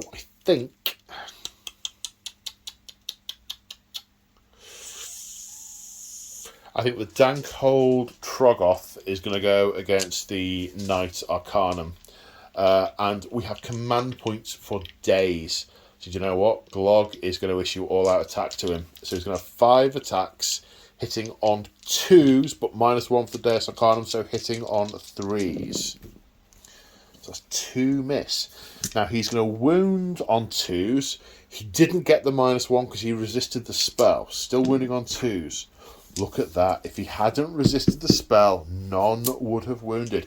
Her plan was perfect if it wasn't for the innate magical resistance of Dankhold Troggoths on account of the Realmstone-infused mushrooms that they consume in their caves. So that's 3 hits. Ren 2. Her luck has run out. She's got a 3+ save, needs to make 5+ saves. She can't afford to let 1 through. No, mathematically, the lowest damage she could take from 1 attack is 4. So she will... Oh no, she's got 5 wounds. So no, she can't afford to let 1 through, so she needs 3 6s. She gets 1 6, but that is 6 plus 1, 2, 3. That is 9 damage, and she is a goner. But does she go out in a blaze of glory? She does. 2 6s. Mortal wounds to the Dankhold Troggoth, taking it to 9, but it's just 4, and it regenerates 1. So it's taken 8, and she has returned to Azir. And now the Liberators into the other Dankhold Troggoth. Managed to get 5 in with the pile in, including the Prime. So 11 attacks. All out attack. It's desperate. And the Knight Incantor has lost control of the battlefield on account of being dead. So this Liberator Prime into them. So hitting on 2s. Wounding on 4s. That's the problem with Liberators. They only wound on 4s. Although that's a nice chunk of wounds. 6. Rend 1. Saves of 4 because the malevolent light of the bad moon is still bathing the Troggoths. And the Troggoth fails 5 to go to 5, 6, 7, 8 wounds taken. 2 more to go through. If only the others had been able to get in as well. But no, so close on both Dankholds. Another wound or 2 either way. They'd have both been down, and there would have been Stormcast left. Now they're not quite so much.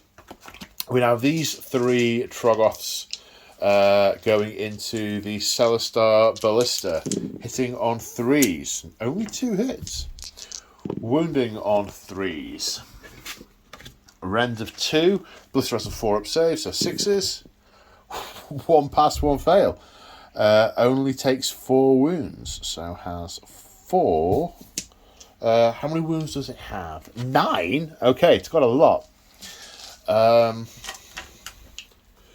Now I think it's the Cogsmith's time to act like one of the old Dwarden from the world that was and slay a troll.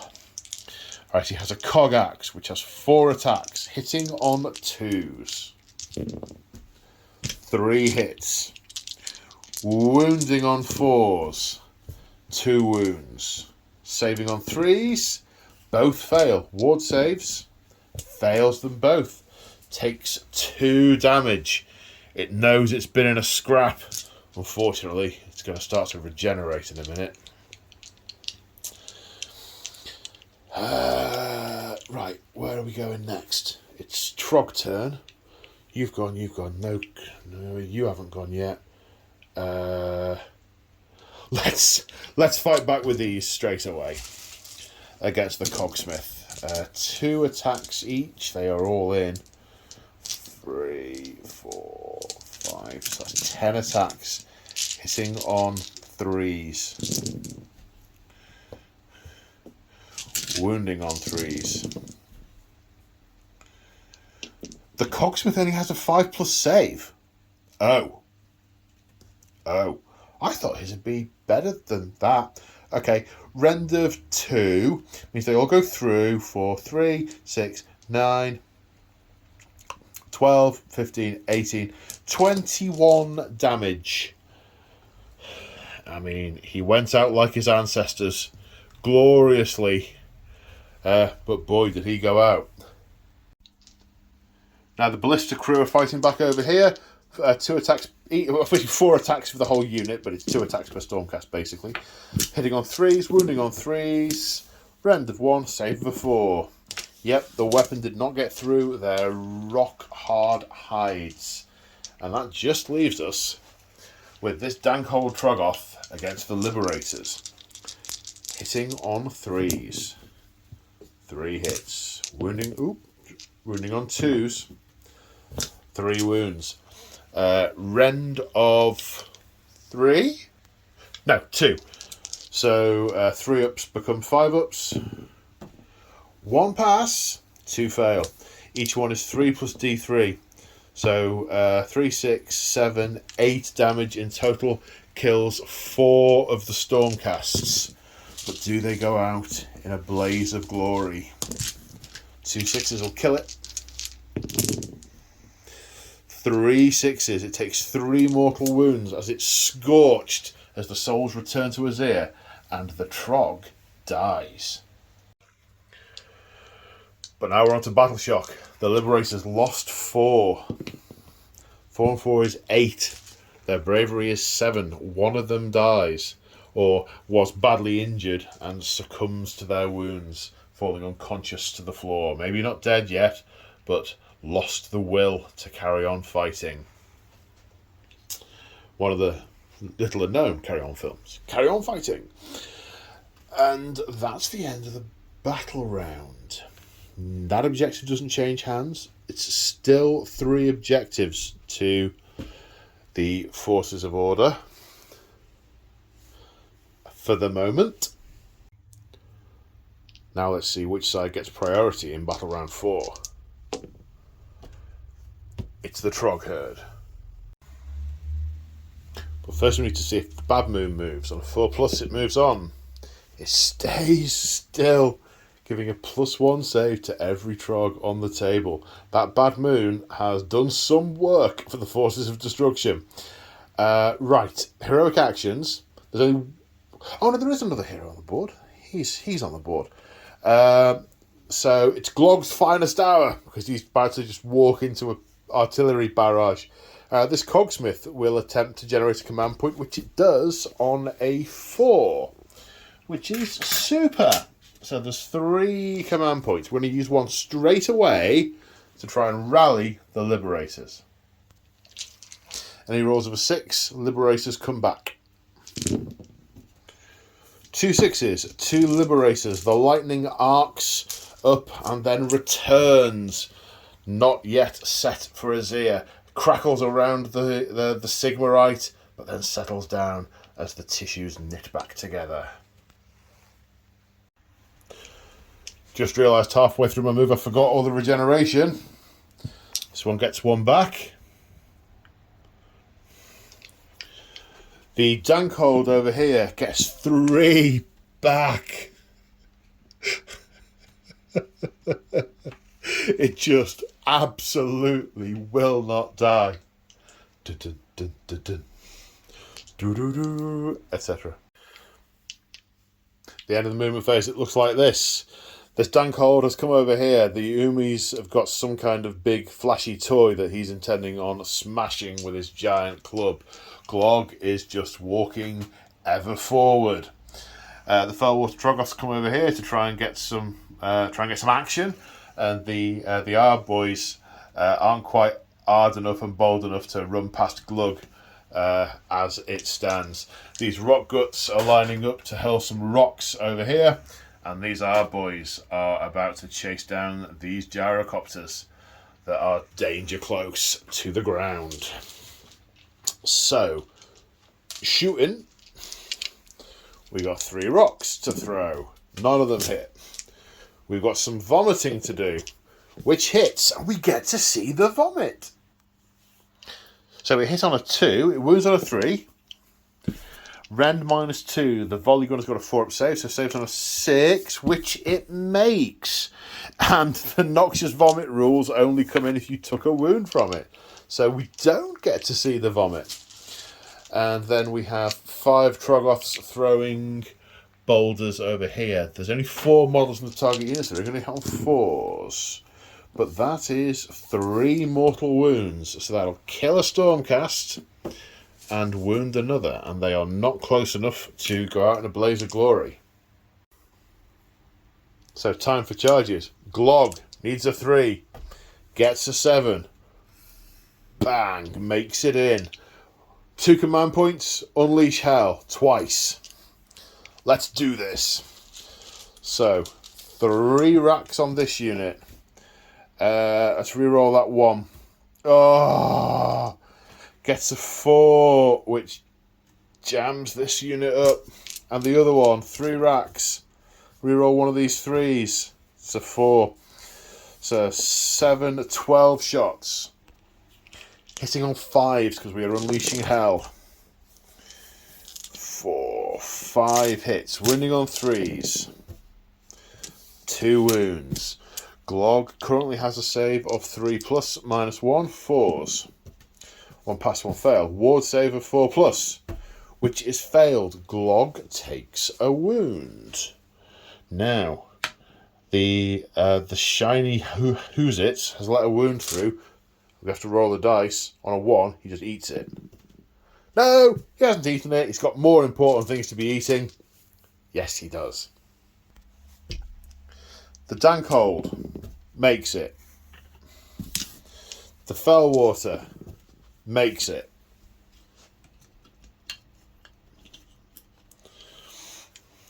The Rock Guts fail.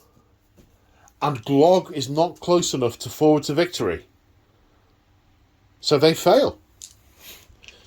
Fail on a Snake Eyes. And the Arb Boys charging the Copters. They make it. The Ard Boys making it in, but the Trogs clearly, they're just laughing at they're probably arguing over who got the killing blow in on the Dwarden. That's probably what they're doing. And they've, we may be doing something, I don't know. Okay, end of the charge phase. We have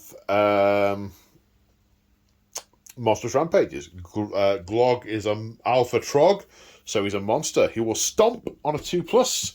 And do D3 for 1 mortal wounds, putting an extra point of damage on this guy.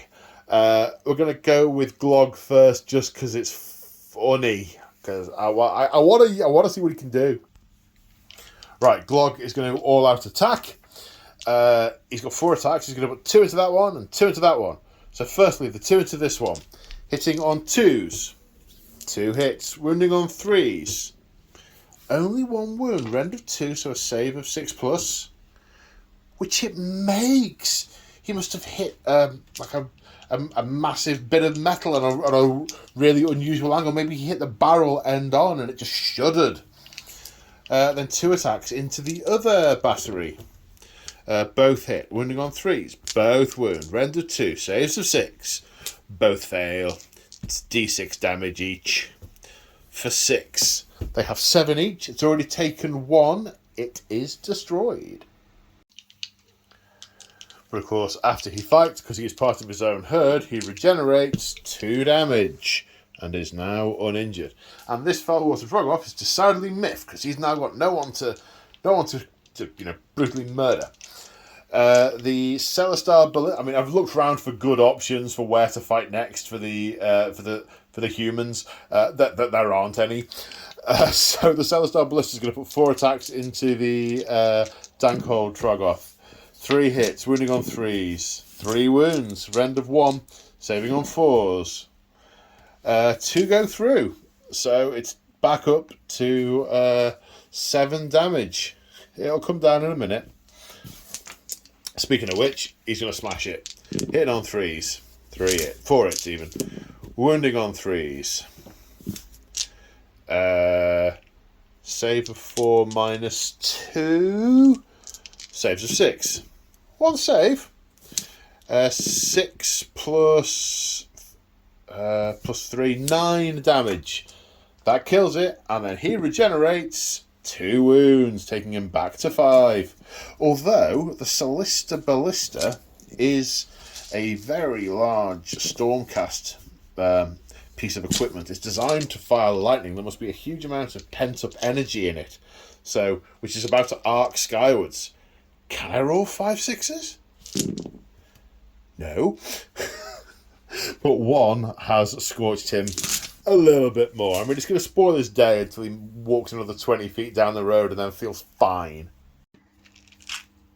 Now the Arb boys are going to smash into the gyrocopters. They have 3 attacks each, plus 1 for the champion. 31 attacks, hitting on 4s. This many hits, wounding on 3s. And the Gyro Bombers need to make 10 saves. They've got armour of 4, save of 4, and there's no rend on the Arb boys, so 4s. They pass 4, 7, I can't count, it was 11 saves, not 10. 7 go through. 5 kill the first one, and 2 damage goes on the next one.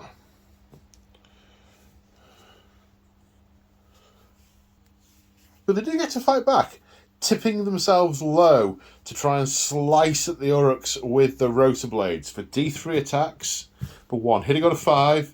Oh, it gets 1. Winning on a 4. Yes! Save for 4 plus. Clanged off his armour. Ho-hum. And lastly, the crew of this Hellblaster volley gun fight back with their crew tools against Glug. Hitting on 5s. No. So there is a battle shock test to take. The Gyro Bombers have a bravery of 6. 1 in the unit has been destroyed, so on a 6, the other one will fly off. No, he stays to fight with his last breath. So, none of the objectives have changed hands. Both these... can't even talk. 2 units here with models with 5 or more wounds mean that I think they count as 3 each or 5 each, I can't remember. But either way, it's more than the 2 models that count as. So this one is still... They're hanging on. They're hanging on, buying time by selling their lives. And it's their turn next. So, hero phase. I completely forgot it was Glog's finest hour last turn, so it's his finest hour this turn. And this Dwarden will attempt... wrong coloured dice. I keep doing that. But he is heroically leading. I swap him over, you see. It helps him remember whose turn it is.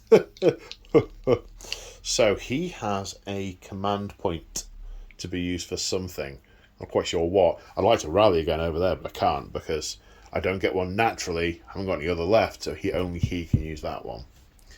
Trying to think whether the best thing to do here is to charge into them and try and do some damage to them and then instantly die, or wait to receive the charge, because I might do damage to them on their way in. Oh, there's another wound here. Sorry. Yes, wound time. Regenerate. Regenerates 1. He's fine. Then over here, regenerates 3. I'd love to watch back and see how many wounds he's taken all the way through. It must be about 15 or 20. He should be dead nearly twice over. Fast regeneration for you. Yeah. Right. So I think the only thing I can do is wait to receive the charge and then... But then I don't get to pick the order in which things happen. But I can move so that I can receive the charge. I don't have to decide just yet. It's 3 inches away. It's a bit far. Is the gyro bomber going to pull back? He can't do a bombing run in a turn. He retreats. No, he's going to... Is he going to stay there? See, if he stays there, if he survives, he stops them from charging them next turn. But he's honestly not going to survive. So maybe what I need to do is retreat with him, and then next turn he might be of some use somewhere. if he stays alive. Yeah, maybe he should retreat. No, he's staying put. That way he can put fire into them. He can go down a blaze of glory. So that's all the movement, i.e. shuffling.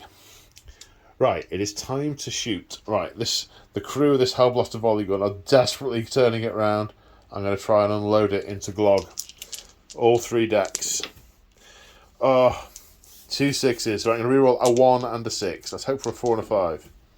A 1 and a 2. Well, that could have been worse. So 9 shots. All out attack. All out attack. Going to hit on 3s. Wounding on 3s. Ooh. Unfortunately, though, Glog now has a 2+ save because he's under the effect of the Bad Moon and it's his finest hour. So he's back to a 3+ save because of Rend 1. And he makes 4 of them. 2 go through, which he ward saves. No, he doesn't. So he does take 2 damage out of his 14 wounds. But does he eat the shiny howitz? No, he doesn't. It's fine. He's got other things to concentrate on. The rocket battery will fire into him as well, hitting on 4s. 2 hits. Wounding on 3s. 2 wounds. Rend of 2, so his save goes back up to 4. And he passes them both. Oh, it's that bad moon. It's so bad, that moon. And then the Cogsmith has got a gun. If I can find the Cogsmith's card. The Grudge Raker, D3 shots. 3. Hitting on 3s. 3 hits, wounding on 3s. 1 wound, Rend of 1, save the 3+. Yeah, Glug is fine. The Gyrocopter's firing its clatter gun at the Ard boys. Hits once. Doesn't wound. Right, that's the shooting. The Liberators are going to smash into these Troggoths on a 3. Well, 3 does make it because they are 3 inches away. And they are going first. 2 attacks each, +1 for the prime. Go on, let's see if we can kill one of them. Hitting on 3s. 5 hits. Wounding on 4s, the tricky bit. 4 wounds. Saves of 4+. Fails all of them. Will they make any ward saves? Yeah, makes 1. So one of them has taken 3 damage. But not enough to kill one. Right. So Glog's going to smash this thing to bits. Hitting on those 2. Wounding on 2s. Because it's his finest hour. Rend is 2, so saves of 6. No, d6 damage each. For 9. I realised I forgot my Monstrous Rampage, but it makes very little difference.